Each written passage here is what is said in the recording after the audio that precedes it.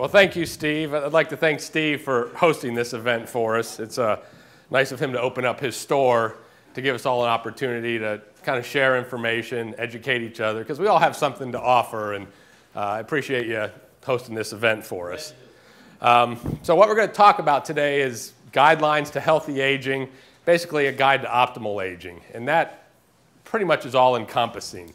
It may be a little vague in the title, and what I'm going to try to do today is to point out to you some of the things that I think we all need to consider to help us with our overall health and wellness. And you know, the first question you ask, why bother? I mean, what's the big deal? We're all going to age. We all got to face it sometime. And you know, really, to not think of dying is really not to think about living. You know, if we just blindly follow the path, well, we're all going to get old, we're all going to die, that's kind of a victim-type mentality. But if you actually proactively look at some of the things that you may be able to do to sustain health and wellness over the long term, you're going to be better off. Because sadly, our current generation of children is the first generation in history that's going to live sicker and die younger than their parents. And although, you know, statistics come out that longevity is increasing, it may be longevity, but is it healthy longevity?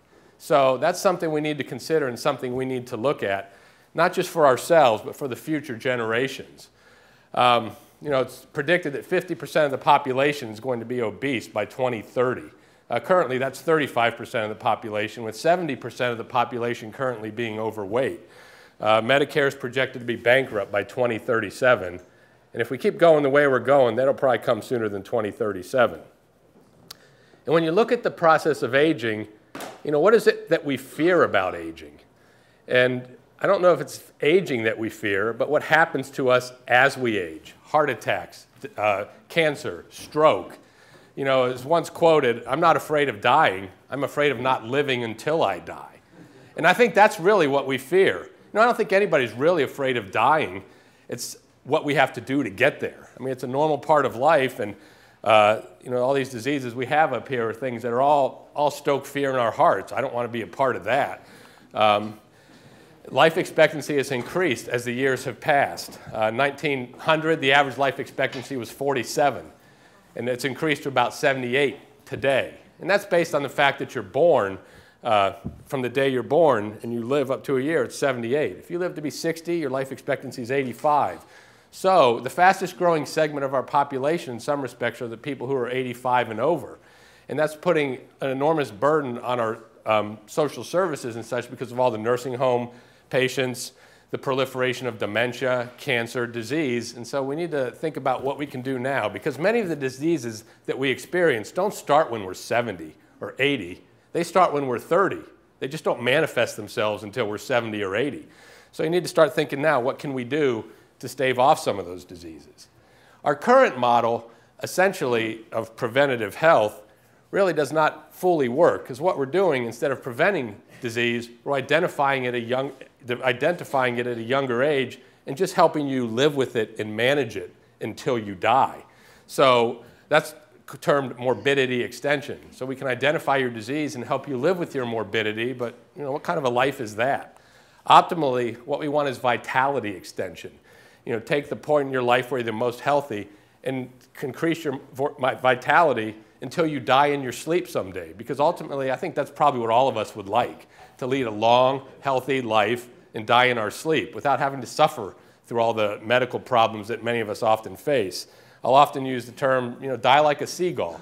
Seagulls don't suffer from degenerative diseases like cancer and strokes and heart attacks. They're flying along one day and boom, they die, and it's over.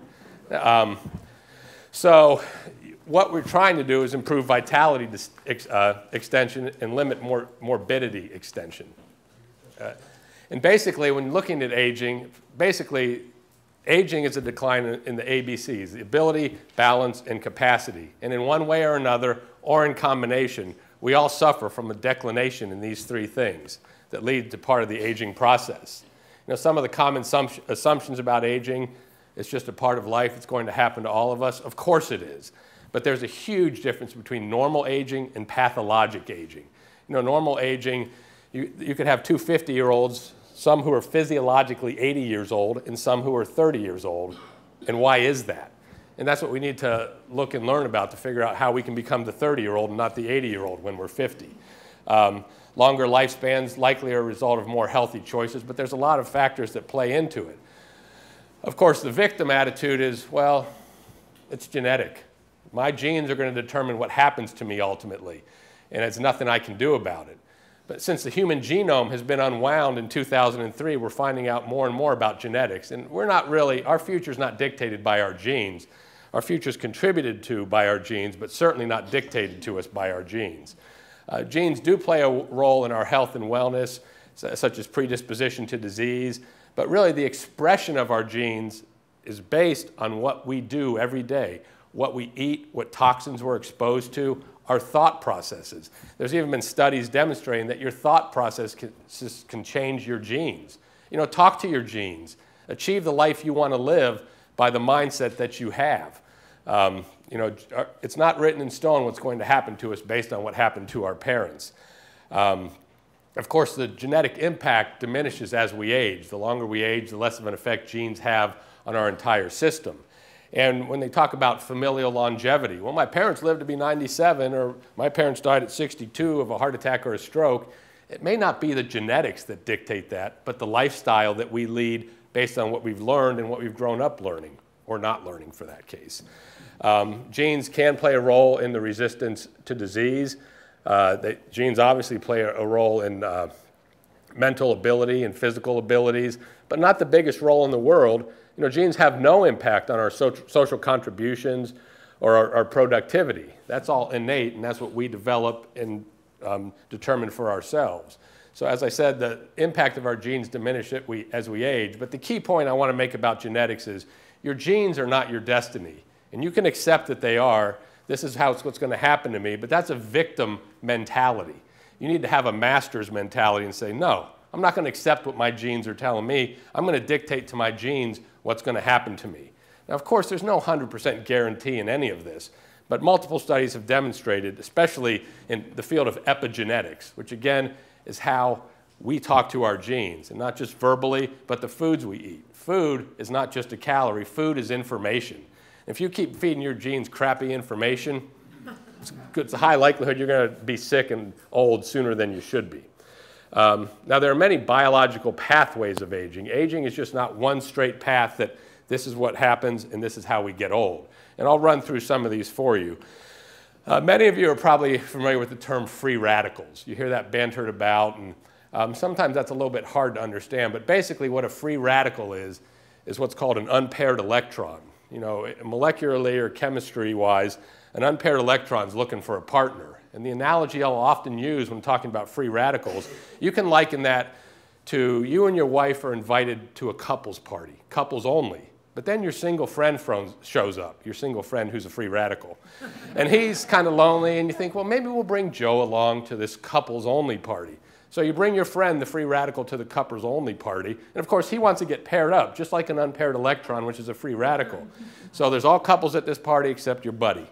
And he gets a little drunk, and he becomes more of a oxidized free radical, starts hitting on another man's wife, and next thing you know, you have chaos. And that's the same thing that happens in the body with free radicals. A free radical is generated, it's an unpaired electron, it's looking for a partner. So what does it do? It takes an electron from a normal healthy cell, and then chaos ensues. So that's kind of a way to think of a free radical. It causes cell membrane damage, it causes DNA damage, it causes damage within the system. And as you can see on this graphic, free radicals are highly associated with many of the diseases and the processes of aging. So best to keep your free radical friend at home and let him watch the kids while you go to your couples party. What are the sources of free radical? Many. Our diet, excess stress, over-exercising. Exercise is great, and we'll talk about that a little bit further, but overdoing it can be harmful, and that causes oxidative stress and increased free radical generation. Smoking, the way your immune system works, many toxins in the environment, and toxins are all over the environment, and more as time progresses. So these are things you need to be aware of to try to tame your free radical development. So how do you manage free radicals? They occur in the body, and they're occurring millions of times a second. And you need to be able to balance those free radicals. So what you want to do is try to eliminate the source of free radicals as they develop within the body. Stay away from the things that cause free radicals. Intense exercise, sun, radiation, toxins. Reduce the formation of free radicals. We don't have to eat as much as we eat. Try to eat healthy food. And obviously you want to balance the free radicals with antioxidants, or what are called free radical scavengers. The more antioxidants that you ingest, the more you can balance the proliferation of free radicals. I'll often tell people, every time you sit down to a meal, that's a chemistry experiment with yourself. And get an A. Don't settle for a C or a D like the rest of America. Be conscious about what you're putting in your mouth, because that so profoundly affects everything else that goes on with you in your life. So when you sit down to a meal, think about that. Do I want to get an A or B or C? Be an A student. This is a little graphic I put together. Basically, when you're looking at free radicals versus antioxidants, you want to have more antioxidants in your system than you do free radicals, and that should help stem some of the tide of the aging process. A second concept that often leads to aging is what's called glycation, a term we're probably a little less familiar with than free radicals. But glycation is essentially the sugar coating of proteins. Most proteins are pretty fluid, pretty viscous. You think of an egg yolk or an oyster. Those are all proteins. But when you sugar coat a protein, it damages the protein and does not enable the protein to function as it should. And probably the best example I can think of for this is honey-baked ham. That nice coating that we all like on the outside, that's glucosylation or sugarification of the protein. So that's what glycation is, and that's what it does to the system. And glycation typically occurs because increased sugar levels increase glucose within our systems, which is a huge component of the diseases we suffer from today, which are also called diabesity, which is a cross between obviously diabetes and diabesity. The higher our sugar levels, the more we are likely to experience glycosylation and create what are called advanced glycation end products, or AGEs. And that's the perfect acronym for what glycosylation does to the system. And the more glycosylated our proteins become, the more we suffer from free radical production. Actually, Alzheimer's, which is a huge, huge concern. And there's a study just came out this past week. Alzheimer's and dementia is expected to double by 2030 and triple by 2050 globally. And so the big race is, depending on your perspective, what can we do to stop this? Is the answer going to come in the form of a drug? No. And a drug may temper some of the symptoms, but an answer is going to come in the form of a lifestyle. Alzheimer's is also known as type 3 diabetes. You'll probably hear that as time goes on and on. People who have diabetes are 4 times more likely to develop Alzheimer's disease, and that's because of this, glycosylation. So glycosylation is associated with many, many inflammatory conditions and many diseases. And the way we measure glycosylation is what's called the hemoglobin A1C.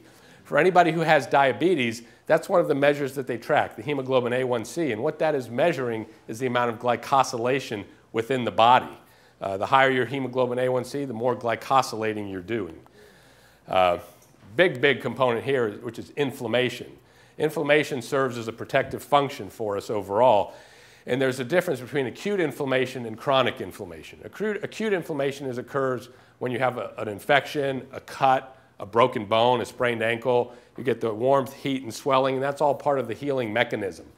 But when we experience chronic inflammation, many of us are even unaware of, it's not something you feel as pain like you do in acute inflammation, but chronic inflammation leads to the overproduction of inflammatory compounds in the body. Chronic inflammation increases insulin levels, which are detrimental, increases cortisol levels, which is the stress hormone.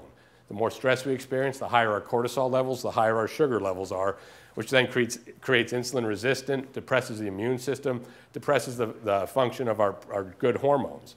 So inflammation is a topic that needs to be addressed and is not always fully considered because we're not feeling it. It's not like someone's stabbing you with a knife all the time, but if you're suffering from chronic inflammation, that further helps accelerate the aging process. And where does this chronic inflammation come from? Well, it can come from a low-grade infection, but a lot of times it comes from our lifestyle, the foods that we eat. Obesity is considered a chronic inflammatory condition, and some people say it's a chronic inflammatory brain condition. free radical formation, advanced glycation end products. What I will often tell people, if you want to lead a long, healthy life, control your inflammation and control your insulin levels. If you look at us prehistorically, there's about 4 or 5 different hormones that raise your blood sugar, because elevated blood sugar was never a problem back when we didn't have all these carbohydrates that we're eating. We have many different hormones that will raise our blood sugar because you don't want a blood sugar that's too low.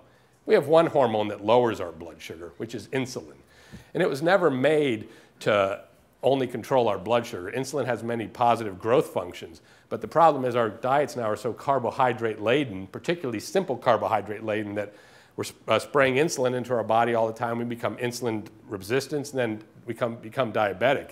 And it's not always the high blood sugars that are killing us, it's the high insulin levels, because that's a pro-inflammatory cytokine. Of course, as a process of aging, we're making less anti-inflammatory cytokines, interleukin-6. We're making more inflammatory cytokines, interleukin-10's anti-inflammatory. Interleukin-6 is more inflammatory. And a sad part about it also, the toxicities in our environment. I referenced that a little bit earlier. And people can call that mumbo-jumbo all you want, but they did a study in 2005 where they drew cord blood off of newborn babies. And they tested for 413 different toxins, of which they found 287. And that's an infant coming into the world. Of those 287 toxins they found, 213 of those are neurotoxins. Now, these aren't in lethal amounts, but cumulatively over a long time, if you're coming into the world exposed already, it's just something to keep in mind, things you can do to help prevent your toxin exposure. Chronic silent inflammation is the basis of many of the diseases we now suffer from. You know, it's kind of a joke, really, when you think about it. There are 12,000 classifiable diseases by the ICD-9 standards. And they've revised these diseases that when ICD-10 comes out, there's going to be 155,000 diseases. I mean, come on. Are there really 155,000 diseases? Are there even 12,000 diseases? No, in my opinion. I mean, all disease is a manifestation of some underlying imbalance or some deficiency. So what I recommend is that you nourish health. And if you nourish health in all aspects, disease disappears as a side effect. Now, again, there's no guarantees in that, but we have all these separately classifiable diseases, and what's the treatment for this disease? What's the treatment for this disease? Nourish health. Disease disappears as a side effect if you do what's required of you to stay healthy. All the autoimmune diseases that are occurring in our country, we're all scratching our heads. Where's all this stuff coming from? Well, this stuff is coming from us having gotten off track with what we need to do to stay healthy. And that's not all an individual's fault. A lot of that has to do with the guidance that we're given and the information, the education we receive. It's kind of ironic, but as a society, we are the most educated and informed society that we've ever been. Yet despite this, we continue to suffer degenerative disease and deterioration due to our own ignorance, which is kind of sad because the information's out there, and I don't feel that we're all being properly guided with the right information. So number one selling drug now is for an autoimmune disease. A lot of the cholesterol medicines have lost their patent, so now the number one selling drug is for autoimmune disease, which is proliferating wildly. And there's a number of different reasons for that. And a lot of these topics I'd be happy to address when we finish the talk here. Neuroendocrine decline. We don't get old because our hormones decline. Well, our hormones don't decline as we age. We age because our hormones decline. If you look at the big picture, what are we here for? What we are here for is to repopulate the planet and propagation of the species, essentially. Once we've had children or we've repopulated the planet, the environment's done with us. I mean, that may sound kind of basic, but it has to find a way to kill us.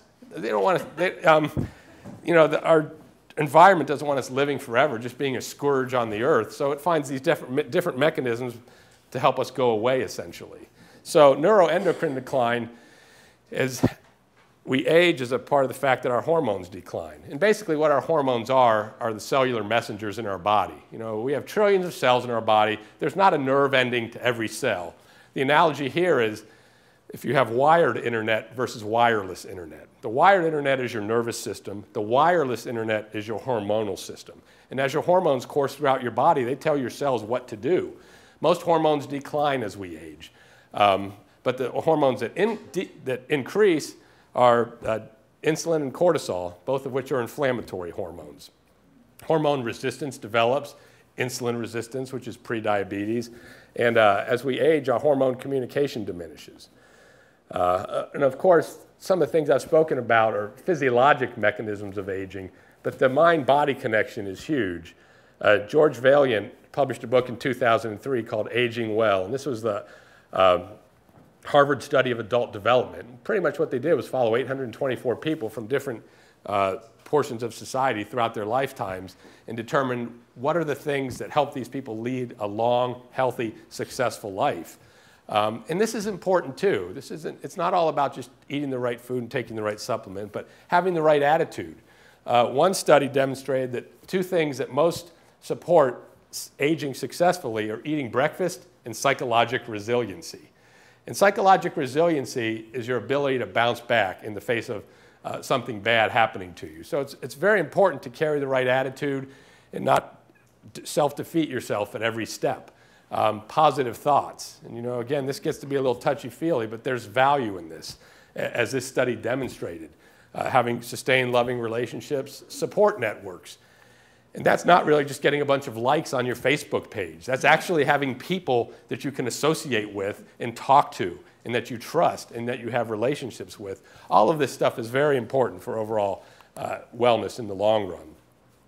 So the magnitude of the problem, diseases basically fall into 4 categories: genetic, infectious, traumatic, and the chronic degenerative diseases of aging, which by far are the most common and the one that we can oftentimes have the most effect on. The increase in longevity has been improved because of our successful treatment of some of the infectious diseases. We've improved in trauma.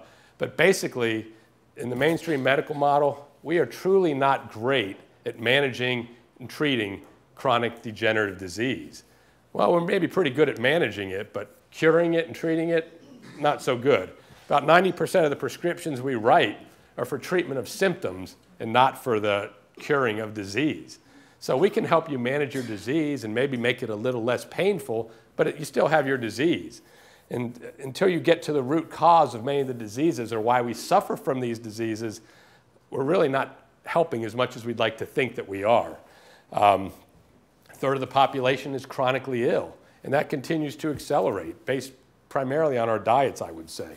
The top 3, heart disease, cancer, stroke, can take a lot of money to help support, and we're still continuing just to manage. And one of the things I'll often discuss with my patients is when you look at reference ranges, there's the normal range, and in my opinion, there's the optimal range. You don't want to just be in the normal range. Like one of the measures of inflammation, the highly sensitive CRP, or what's called the cardiac CRP, that's how you measure inflammation in your body. And of course, standard, less than 3. You want to be less than 5. The lower inflammation you have in your body, the better. Homocysteine. Homocysteine is a metabolite that develops in the body, usually because of lack of B6, B12, and folate. And homocysteine is highly correlated with heart disease, Alzheimer's, many degenerative diseases. The range is less than 15. If you're less than 15, you're good. Really, if you're 12 or over, you significantly increase your risk of Alzheimer's and heart disease. You want to be less than 7. Same thing with vitamin D. The range is basically 32 to 100. If you're 34, you're normal. You want to be 50 to 70. As all the research comes out about the benefits of vitamin D, the higher your levels, the better. So, as physicians, we spend a lot of time trying to get our patients into the normal range, and we feel pretty good about it. But in reality, don't you want to be in the upper 3/4 of the range for your age group? I know I do. And so that begs the question, how old are you really? There's the biological age and the chronological age. The chronological age is your birthdays. The biological age is how old that you really are. And oftentimes, because of some unhealthy lifestyle choices, we age much more rapidly than we should. So the question is, how can you function in age in an appropriate manner at a younger age than what you're currently aging now? And by far, I think the most important component of proper aging is proper diet. And I'm not talking a diet that you go on for 8 weeks or 12 weeks, but what you do throughout your entire life. It's not low carb, high carb, Atkins, Ornish. It's basically a combination of all the above and a blend of many different diets. And we'll go over some of this. And basically, we dig our graves with our teeth. And I'm not talking about digging dirt either. I'm talking about what you put in your mouth every single day. Most people eat between 3 and 7 tons of food over the course of their lifetime. And if you think about the metabolic effects that have on you, and if you're eating 2.5 tons of the 3 is all processed, nutrient-poor, pesticide-laden food, it's a good chance you're going to age at a much quicker rate. You know, in America, we're overfed and undernourished. And the more processed food that you eat, the more undernourished you become, and your body continues to crave the nutrients that it needs, the B vitamins, the minerals, magnesium, and so you keep eating and eating and eating. That's one component of overeating. Another one has to do a lot with insulin, but what you want to eat is nutrient-dense, calorie-poor foods. Of course, your caloric needs require, as you get older, decrease as you get older, and based on your activity level, too. There's actually studies demonstrating that the lower your caloric intake, the longer you're going to live. And those studies were done in mice, yeast, and even in people. Now, the problem with lowering your caloric intake too much is that you may lose a little bit of energy. And that's where the supplement resveratrol, which probably many of you have heard of, that simulates a calorie-restricted diet, essentially. So when you're looking at nutrition, you look at the macronutrients, proteins, fats, carbohydrates, and those ratios that you're going to consume are going to vary significantly with your age. Certainly, the more whole-based foods that you can eat, the better off you're going to be. And this I threw in here just to show you an example of a real busy slide. But everything on here talks a little bit about what we should be eating. Carbohydrates, we have far too many carbohydrates in our diet. And we've already been through the experiment with the low-fat diet. The low-fat diet removes fat from the diet, replaces it with carbs. Look where we are. The answer is not more carbohydrates. Now, the carbohydrates you do eat should be complex carbohydrates, which come from fruits and vegetables. They shouldn't be the simple sugars, the high fructose corn syrup, the whites, essentially. White flour, white potatoes, white rice, white sugar. All that stuff is white death, basically. It has all the nutrients stripped out of it. It's toxic to the system. Turns into sugar, spikes insulin. Insulin causes inflammation, and here goes the aging process again. So basically, a whole foods-based diet, you know, the more complex carbohydrates you can eat, secondary, legumes, beans, whole grains, and there's even some controversy about this. I basically will tell people to try to restrict their grain intake because the grains of today are not the grains of the biblical times or even 100, 200 years ago. In 1850, there were 5 types of wheat. There are now 25,000 types of wheat, which has been genetically engineered and modified for good purposes, to feed the world. But while we were in the process of feeding the world, we didn't look at what effects the genetic engineering of wheat has had on us. And pretty much what wheat does is puncture holes in your gut and lead to autoimmune disease. There's an excellent book called Wheat Belly by William Davis. He's a cardiologist. And you might scratch your head and think, a book about wheat? Come on. But it's really quite fascinating when you look at the history of wheat and what it does to us. And wheat is in everything. It's in everything for many reasons. But when you eat wheat, two pieces of whole wheat bread are equivalent to eating 2 tablespoons of sugar. That's how your body sees it. So healthy whole grains, not so much. You know, our number 2 export, agricultural export, is grains. So you're not going to have the government come out saying, you guys should watch out for grains. They could be damaging you and causing disease. It's not going to happen. But once you start looking around, it's only when we started including grains in our diet as a human species that we started to suffer from cavities, cancer, heart disease, diabetes, all of these things. Prior to us consuming a lot of grains, typically we were quite healthy. Now, protein, it's very important to get an adequate source of protein. And really have to look at the source of protein. A lot of the meats that we eat today are raised in confined animal feeding operations, and they're pumped full of hormones to increase their production. They're pumped full of antibiotics to prevent the diseases that the hormones that they're injected with cause. So you really optimally want to eat a grass-fed type of meat or a free-range type of meat. But meat has many positive nutrients. And although you always hear in the news the dangers of meat and how harmful meat is, no one really touts the benefits of meat. Meat has the full range of essential amino acids, has B vitamins, B12. If you're on a vegetarian diet, you're really not getting any B12 unless you're eating a lot of aloe. So there's positive benefits to eating meat, and that's how we, through time, that's how our diets developed. So you just want to eat the right kind of meat. You don't want to eat it full of hormones and pesticides, as mentioned. Fiber is very important in our diets. The average American eats 14 to 17 grams of fiber a day. The USRDA for fiber for women is 25, for men 38. Our closest relative, the gorilla, eats about 100 to 200 grams of fiber a day. Fiber helps to detoxify, lowers the risk of cancer, lowers your cholesterol levels, and the more processed food we eat, the more the fiber is stripped out. So it's important to get an adequate amount of fiber in your diet. Fat, you know, we live in a fat-phobic society. I don't want to eat fat. Fat's going to make me fat. Well, that's bull, actually. If you eat the wrong fats, yes, that's going to make you sick and that's going to hurt you. Trans fats, which are fats made by mankind where hydrogen atoms are attached to the fat. It punches holes in your vessels, in your brain. Stay away from trans fats. Or the analogy, what should I eat, butter or should I eat margarine? Well, I'll tell you what, margarine's a man-made substance. You put a stick of margarine out in your yard, check it a week later and see how many insects have eaten it or even anything has grown on it. None. So, I mean, the saying there is, I trust cows more than I trust chemists. I would recommend that you eat butter from grass-fed cows and not margarine. And these labels on your margarine, 0 trans fats, well, I'll tell you what that really means. That doesn't mean there's no trans fat in it. That means that there's just less than half a gram of trans fat per serving. So if you have more than 1 serving or 2, you're getting trans fat. But somehow, in the wisdom of the FDA, they've come up with the fact that 0 can mean less than a half of a gram. But you know, when I was in kindergarten, when I saw the number 0, it meant 0. So don't be fooled by 0 trans fats in some of the foods that you purchase. And it's about eating the right fats. Vegetable oils, corn oils, canola oil, safflower oil, sunflower oil, all of those are omega-6 fats, which cause inflammation. And our diet is rife with omega-6 fats. You want to have more omega-3 fats, coconut oil, olive oil, those are good examples. Of course, fish oil, very good source of omega-3 or anti-inflammatory fats, and that's where you see the benefit from nuts too. And of course, an appropriate amount of water.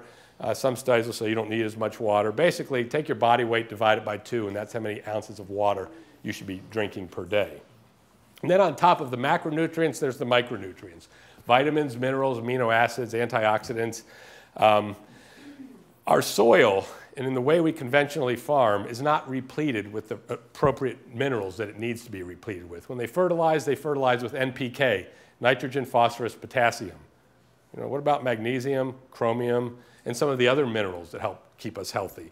So there are many micronutrients in the food that we should be eating. And so when you hear you don't need to take supplements, just get it from your diet.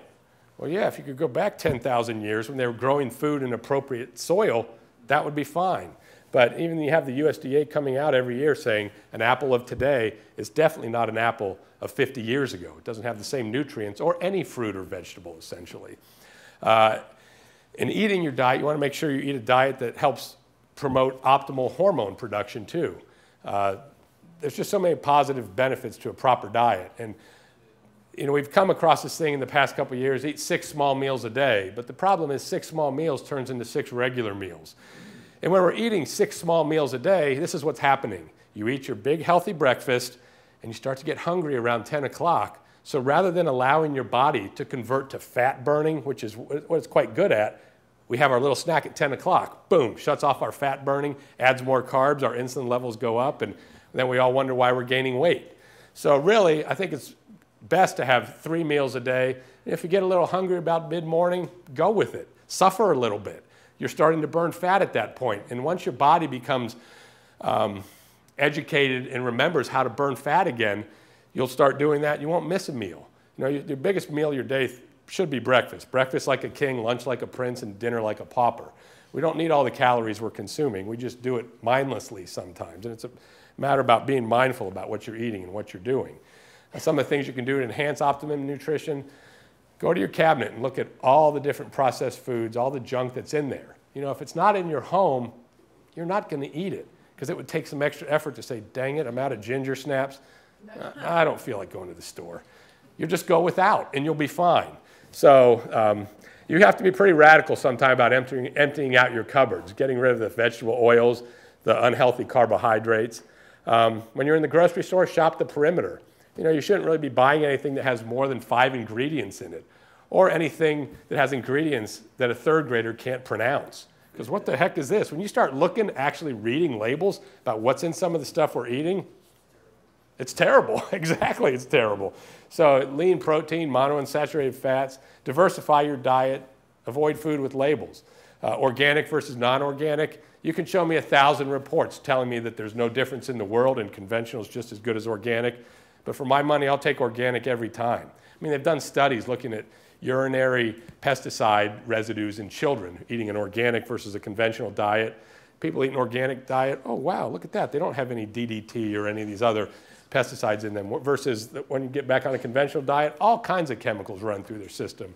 These are the same kids that had 287 chemicals in their cord blood when they were born. So you always hear the saying, you are what you eat. But I'm telling you, you're not what you eat.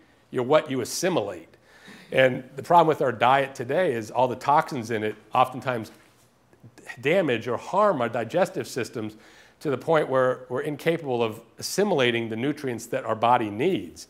Hippocrates said that all health starts in the gut. And he's right about that. Your gut is your second brain. It's a big component of your immune system.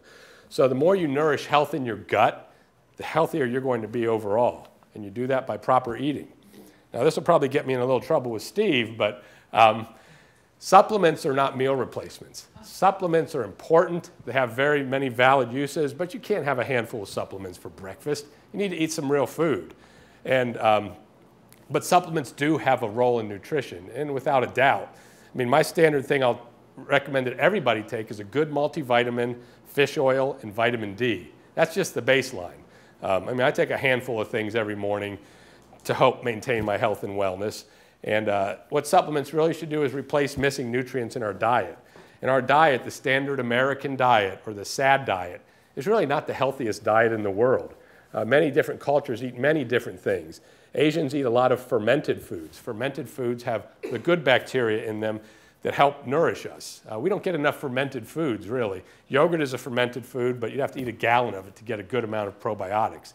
Kimchi, fermented soy, and I'm not a big fan of soy in general because most of it's genetically engineered, which is a whole nother talk. But fermented foods are very healthful and nourishing to the body. And really, we have difficulty getting the nutrients that we need oftentimes because the food we're eating is from depleted soil. Now, there's a lot of fallacies out there. You'll occasionally see a study come out saying that multivitamins will kill you. Vitamin E causes prostate cancer. And what you find out when you actually look into those studies, which is more than just a little 10-minute soundbite, is many of the nutrients they use are synthetic chemicals. They're not even really the natural nutrients. And the way they gather the data, there's a recent one that came out a couple months ago, taking a multivitamin leads to early death in women. Well, that was done over a 20-year period, and what they did was send these women surveys every 4 years. Now, if I were to ask everybody in here what they had for lunch yesterday, would everybody remember with certainty? So here you are getting a survey every 4 years, and when people answer those surveys, do you think they're being honest? Because they know someone's looking at that, and they're like, oh, I know what I'm supposed to eat, so yes, I did have sardines instead of a steak that was char-grilled, or whatever. So take the nutritional studies with a grain of salt, or any studies, really. The deeper you look into research and the way it's done these days, most of it is not independently funded. So I'm a believer in targeted nutritional supplementation, and I won't go through every single one of these things, but one of the important things that we need to include in our diet is omega-3 fatty acids. As we evolved, we had a pretty equal balance of omega-6, which are inflammatory, and omega-3 anti-inflammatory fatty acids, 1 to 1, 2 to 1. Our current ratio is about 15 to 20 to 1, and that's what ups the level of inflammation in our bodies. And many chronic diseases stem from that inflammation, as alluded to earlier. Essential fatty acid deficiency occurs in about 90% of Americans. And really, the reason we need essential fatty acids is because that's what makes up our cell membranes. And how our cells communicate with each other and talk to each other is very important. And if you have a defunct or abnormally functioning cell membrane, that's when the onslaught of disease occurs. High omega-3 fatty acids help prevent sudden cardiac death. They're favorable for hormone production. A fatty acid is really involved in many, many diseases of aging. Exercise, some type of activity is very important. Certainly it's never too late to start, but it's always too soon to quit. And I'd refer you to a video on YouTube. I know it doesn't sound scientific, but it's a video on YouTube called 23.5 Hours. It's done by Dr. Evans from Canada. And what he's looking at is what is the most important aspect for overall health and wellness? What offers the biggest return on investment? He goes through all these studies, and basically it's physical activity, it's exercise, it's walking. At the end of the talk, he says, so I ask you, is there any way you can limit your sitting and sleeping to 23.5 hours? You know, can we not spare a half an hour a day to get up and move? The average American spends about 9 to 9.5 hours in front of a screen now, and that's not helping us at all. The body is made to move. The more you move, the more musculature you develop. I'm not talking about being a bodybuilder. I'm talking about just maintaining your muscle mass. The healthier you're going to be in the long run. Exercise battles all the diseases of aging, improves insulin resistance, improves your hormone balance, and it can be regained no matter what state you're in. You may be crippled in a wheelchair, but if you could just raise your arm 15 times a day, that's going to work and exercise some of your vital muscles. Now, there's all types of exercises to choose from, and basically, you want to try to incorporate at least 150 minutes of exercise in some fashion each week, 30 minutes a day, basically. But you want to do the Goldilocks amount of exercise. Not too much, not too little, just the right amount. And we see that a lot of times in marathon runners or people that overdo it. Jim Fixx, you know, back in the 70s, big health and wellness guy, had all the exercise books. What happened to him? Oh, he died of a heart attack when he was 52. Micah True, actually, and you know, this is probably premature for me to put that in there, but Micah True, there was a book out a couple years ago called Born to Run by Christopher McDougall. That spawned all the barefoot running and the Vibram five-finger shoes. He went out for a jog 2 weeks ago in New Mexico. Just a 12-mile run. You know, this guy's an ultramarathoner. He runs 50, 100 miles. Never came back. They found him in a stream with his legs in the water, no sign of trauma. His autopsy results are still pending. But I would suspect he probably died of some type of oxidative stress, maybe heart disease. And again, it's probably premature to put his name up there. But you see that all the time in marathoners. People that over-exercise. Over-exercise causes a huge amount of oxidative stress. And unless you have a balance of antioxidants to help battle that, you could be doing more harm than good. Hormone replenishment. That's another thing that we need to consider. And your first priority for hormone replenishment really is controlling your insulin levels and your cortisol levels. That has so much to do with your overall health and wellness. And you know, obesity is associated with innumerable diseases. A lot of times, and I can tell you this as an orthopedist, most of the people I see who are elderly, you don't see a lot of 95-year-old obese people. Most of the people that are healthy and older are usually thin. They have good insulin sensitivity. They're leading this lifestyle here. So you want to have hormonally balanced nutrition, good omega-3 balance, calorie-restricted, optimized nutrition diet. Now, some of the secondary hormonal goals, as we talked about earlier, your hormone levels, your sex hormone levels decrease as you age. And the only ones that really increase are cortisol and insulin. If you can control some of the declination of your sex hormones, and it's not really about sex, it's about metabolism, catabolism, which is growth, versus anabolism, which is degradation and aging, the healthier you will be. And that's a whole different topic, too, about hormone replacement. I have a video on YouTube, Bioidentical Hormone Optimization, which explores that a lot further than what I can do in this talk. And when I'm talking about hormone replacement, I'm not talking about giving people drugs which act like hormones. I'm talking about giving people hormones that their bodies had their entire lives. When we start giving women or men synthetic hormones or chemicals to affect the response that a hormone usually gives, that's when you increase your risk of developing cancer and many, many other problems. Some of the hormones, just in brief, thyroid, huge amount of thyroid dysfunction in this country. Fluoride causes toxicities to the thyroid. Goitrogens, sometimes even too much greens can cause adverse thyroid effects. Soy is what's called a goitrogen 2. It shuts down thyroid production. And thyroid is the gas pedal to your metabolism. If you're overweight, you have obesity problems, high cholesterol, it's worth having your thyroid optimized. Not just replaced a little, but optimized. The more optimal your thyroid is, the more your body's going to be able to function the way it's meant to be. DHEA and testosterone are both anabolic hormones that help increase lean body mass, decrease fat mass, prevent osteoporosis, elevate the mood, protect against Alzheimer's disease. Of course, for women, there's estrogen and progesterone, but men also have estrogen and progesterone too. And if you're going to even consider replacing hormones, they need to be bioidentical hormones, in my opinion.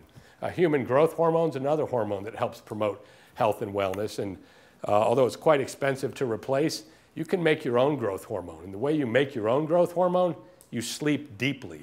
And one of the things I'll often recommend people take after the age of 30 or 40 is melatonin. Melatonin is not a sleeping pill like Ambien or Lunesta or pharmaceutical drugs. Melatonin deepens your stage 3 and 4 REM sleep, and that's when you make growth hormone. So, and it's been shown that women who work the third shift, it's a huge amount of oxidative stress that they have because their circadian rhythms are messed up, and they're at a higher risk for developing cancer because they don't produce enough melatonin. They don't sleep in the dark. This is the point about sleep in complete darkness. No night lights, no nothing, because that's how you make your melatonin. Melatonin is a powerful antioxidant, preserves the brain. It's sometimes recommended that women who have breast cancer take a significant amount of melatonin because of some of the antioxidant functions that it does. Pregnenolone is also a hormone that helps a lot with brain function. A big issue that many of us tend to ignore is stress. You know, the stress response is a good response. And back in prehistoric days, the stress response was utilized from when we were running from a tiger. But when we got done running from that tiger, whew, all right, I'm fine. But today, in our current society, we're running from a tiger 24/7. And it may not be a literal tiger, but we're running from something. Stress in itself is a self-induced disease, and unless you get a hold of it, it can age you significantly more quickly. It causes very much damage in the system. Stress raises your cortisol and your insulin levels, which is what your body needs at that time to deal with the stress as you're running from the tiger.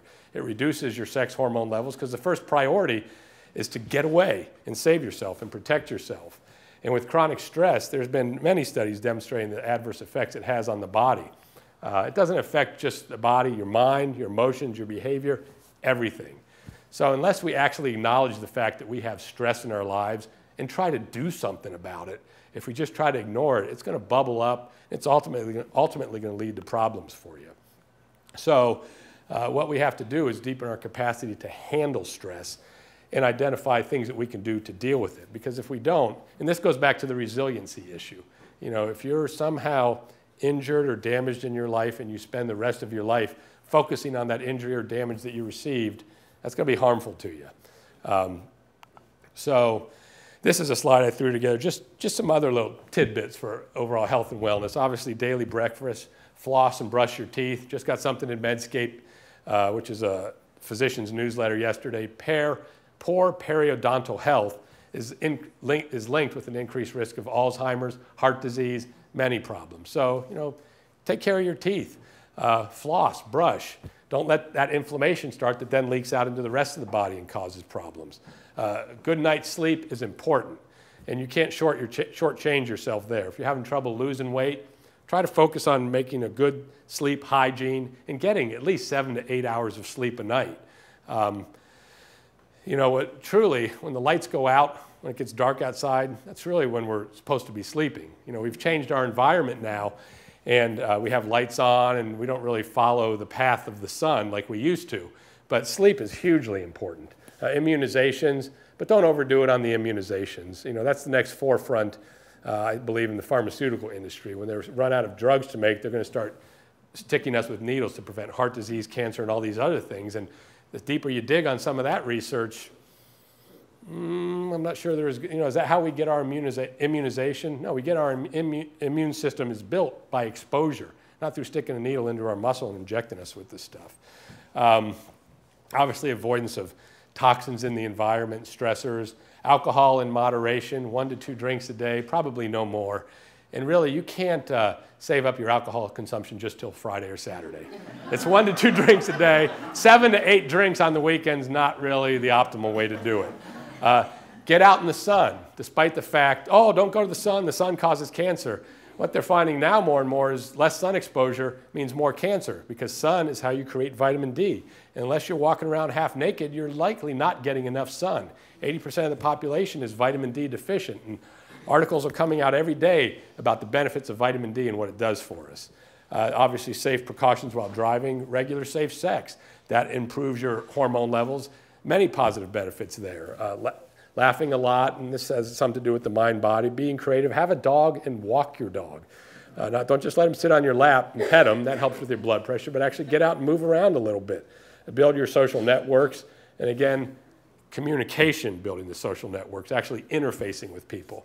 Recent thing that I just watched was a researcher at MIT gave a great talk about how we've become more digitally connected, yet we're more isolated than ever.